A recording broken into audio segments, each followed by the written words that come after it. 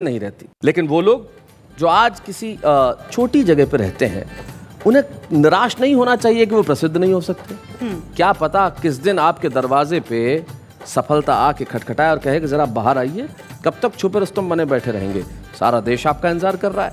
अमरावती महाराष्ट्र में एक नौजवान जिसका नाम है मनोज मद्रासी, और जब वो आते हैं तो अपने अंदाज में क्या सुनाते हैं। हम एक ऐसे छुपे रुस्तम को ला रहे हैं जो आज के बाद छुपे रुस्तम नहीं रहेंगे। मनोज मद्रासी।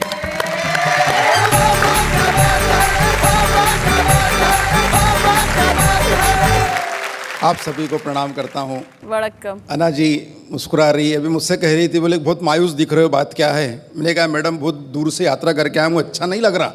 तो अन्ना जी एकदम करीब आके बैठ गई, बोले अब कैसे लग रहा। मैंने कहा अन्ना जी आप मेरे करीब आके बैठी तो मुझे ऐसे लगा जैसे कश्मीर खुद चल के केरल के पास आ गया। चार पंक्तियां पढ़ रहा हूँ कि 8-10 बैल मिलकर अंग्रेजी फिल्मों के पोस्टर खा रहे थे। अच्छा, 8-10 बैल मिलकर अंग्रेजी फिल्मों के पोस्टर खा रहे थे। यह दृश्य देखकर नन्हे नन्हे बछड़े ललचा रहे थे। अच्छा। थोड़ी देर पश्चात मुझे पता चली यह बात, तो मैंने एक बैल से पूछा क्यों रे, सारे के सारे पोस्टर खा लिए, बछड़ों को नहीं दिए। तो बैल गुस्से से बोला उस पर तो लिखा था केवल वयस्कों के लिए।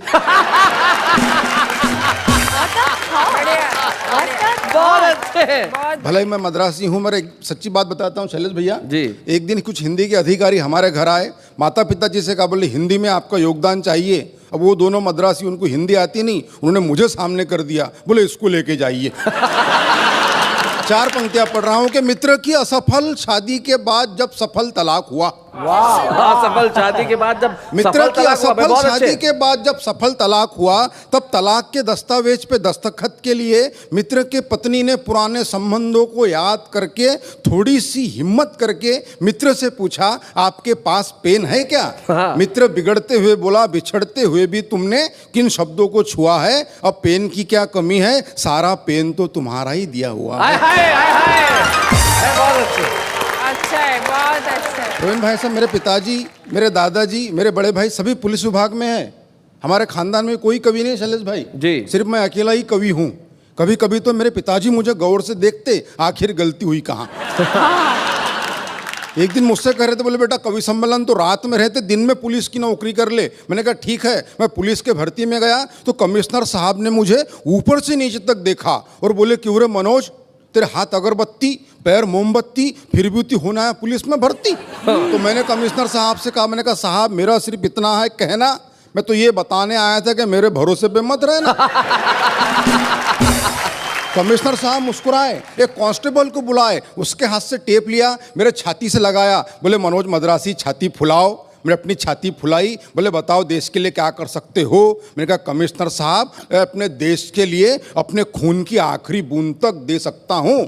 कमिश्नर साहब खुश नहीं हुए, फिर टेप खींचा, थोड़े ऊपर लगाया, बोले मनोज छाती थोड़ी और फुलाओ। मैंने अपनी छाती थोड़ी और फुलाई, बोले अब बताओ देश के लिए क्या कर सकते हो। मैंने कहा कमिश्नर साहब मैं अपने देश के लिए अपनी जान तक दे सकता हूँ। साहब खुश नहीं हुए, फिर टेप खींचा, थोड़े ऊपर लगाया, बोले मनोज छाती थोड़ी और फुलाओ। मैंने अपनी छाती थोड़ी और फुलाई, बोले चलो अब कोई ऐसी बात बोलो जिससे हमारी भी छाती फूल जाए। मैंने कहा साहब 2 लाख तक दे सकता हूँ। बहुत अच्छे। मगर मैं सच्ची बात बताता हूँ, मैं पुलिस में भर्ती तो नहीं हुआ, मगर जब कभी पिताजी रात में गश्त पे जाते मैं उनके साथ जाता हूँ, वहाँ से मैंने हाथ से उठा के लाया आनंद ले कि रात में गश्त के दौरान रास्ते में सो रहे कुत्ते को पुलिस वाले ने डंडे से मारा। कुत्ते ने गुर्रा के देखा और चुप हो गया बेचारा। मैंने कुत्ते से कहा अरे पुलिस वाले ने तुझे डंडे से मारा, क्या तेरे मन में उसे काटने के भाव नहीं जगे। कुत्ता बोला जगे, मगर पुलिस वाले के मुंह कौन लगे।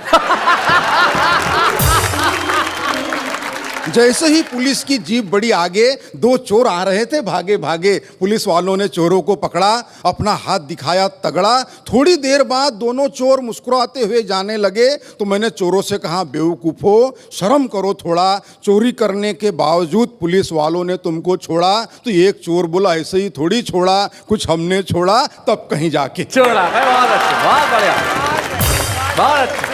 ये छोड़ा छोड़ी का दौर चलता रहेगा। हाँ। मैं 2 पंक्तियां पढ़ता हूं कि विषय था अपने विचार कम शब्दों में किस तरह बोले। इस विषय पर एक विचारक स्वयं 2 घंटे तक बोले। मगर मैं ऐसा कुछ नहीं करूंगा। आप कल्पना कीजिए, पंडित जवाहरलाल नेहरू का जन्मदिन हम पूरे देश में बाल दिवस के रूप में मनाते हैं। वहां से मैंने कल्पना उठाने का प्रयास किया है कि बाल दिवस के दिन प्रकाश नाम का एक बालक अंधियारे में खड़े होकर सब्जी बेच रहा था। क्या बात है भाई, बहुत बढ़िया, बहुत अच्छे। बाल दिवस के दिन प्रकाश नाम का एक बालक अंधियारे में खड़े होकर सब्जी बेच रहा था। मैंने उस बालक से पूछा, पालक है क्या? उसने मुझे घूर के देखा और बोला, भाई साहब अगर पालक होते तो मैं सब्जी क्यों बेचता? क्या बात है, वाह वाह वाह। बोले अगर पालक होते तो मैं सब्जी क्यों बेचता? मैंने कहा बेटा मैं उस पालक के बारे में नहीं पूछ रहा, ये बता ये पालक क्या भाव बेच रहा? उसने फिर मेरी तरफ देखा और बोले ले जाओ, वैसे भी आजकल पालक को भाव कौन देता? आहा आहा, क्या बात है। बोला ले जाओ, वैसे भी आजकल पालक को भाव कौन देता? तब जाके मैंने लिखा है कि कहीं छाव कहीं धूप होते हैं, बच्चे बच्चे भगवान का रूप होते हैं, कुल का दीपक बुढ़ापे की लाठी, जाने कैसे ख्वाब सजा लेते हैं, बच्चों का भविष्य उज्जवल हो इसीलिए माँ बाप अपना वर्तमान जला देते हैं। क्या बात है भाई, वाह वाह भाई, बहुत अच्छा। माँ बाप अपना वर्तमान जला देते हैं कि चेहरा चेहरा खिला खिला था, मित्र आज बरसों बाद मिला था, उसके ठाठ बाट देखकर कई विचार जागे मेरे खोपड़ी में, ऐसा लगा जैसे कृष्ण आए हो सुदामा के झोपड़ी में। ऐसा लगा जैसे कृष्ण आए हो सुदामा के झोपड़ी में। मिलते ही बोला यार तू आ कभी नजदीक ही, मेरा बंगला है, गाड़ी है, नौकर है, चाकर है, विदेशी बैंकों में लॉकर है, सुंदर सी पत्नी है, फूल से बच्चे हैं, यह सारी बातें वो कह गया एक ही दम में।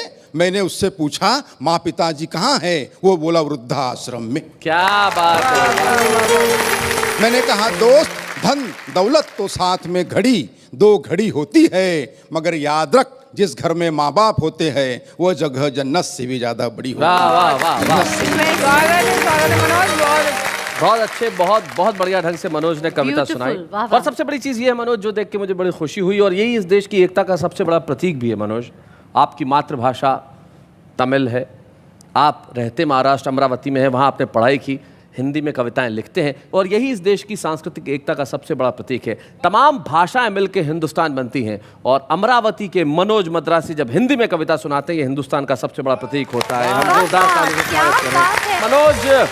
आज से तुम सिर्फ अमरावती के नहीं सारे देश के हो जाओगे जब हम तुम्हें छुपा रुस्तम का एक स्मृति चिन्ह यहाँ प्रदान करेंगे। बच्चे हैं या बूढ़े हैं, नर है या नारी है, हंसी देने वालों के सब ही आभारी है, कविता सुनाने वाले अब सबके साथ है।